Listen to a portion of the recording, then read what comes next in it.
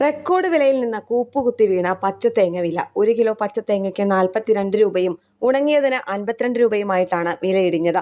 7 മാസത്തിനിടെ 1 കിലോയ്ക്ക് 36 രൂപയാണ് കുറഞ്ഞത്. ഇതിന്റെ ചൂട് പിടിച്ച് കൊപ്രയ്ക്കും വിലയിടിഞ്ഞു. കിലോയ്ക്ക് 200 രൂപയുണ്ടായിരുന്ന കൊപ്രയ്ക്ക് 150 രൂപയായി. ഉണ്ടക്കൊപ്രയ്ക്ക് 225 രൂപയിൽ നിന്ന് 180 കുറഞ്ഞു.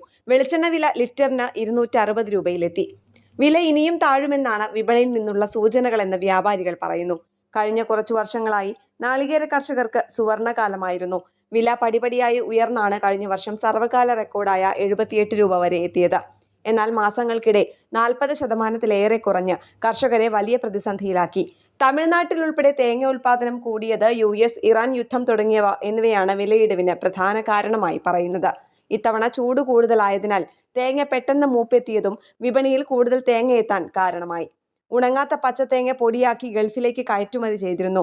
എന്നാൽ ഗൾഫിൽ യുദ്ധം കാരണം അങ്ങോട്ടേക്കുള്ള കയറ്റുമതി നിലച്ചതിനാൽ കമ്പനികൾ തേങ്ങ വാങ്ങുന്നത് നിർത്തിയതും തിരിച്ചടിയായി. നേരത്തെ വിലയിടിവ് ഉണ്ടാകുമ്പോൾ കേരഫെഡ് മുഖേന കൃഷിവകുപ്പ് പച്ചത്തേങ്ങ സംഭരണം നടത്തിയിരുന്നു.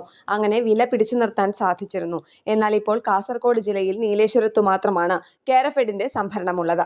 ഇത് കൂടുതൽ സ്ഥലങ്ങളിലേക്ക് വ്യാപിപ്പിക്കണമെന്നാണ് കർഷകർ ആവശ്യപ്പെടുന്നത്. ന്യൂസ് ഡെസ്ക് കേരള പ്രണാമം.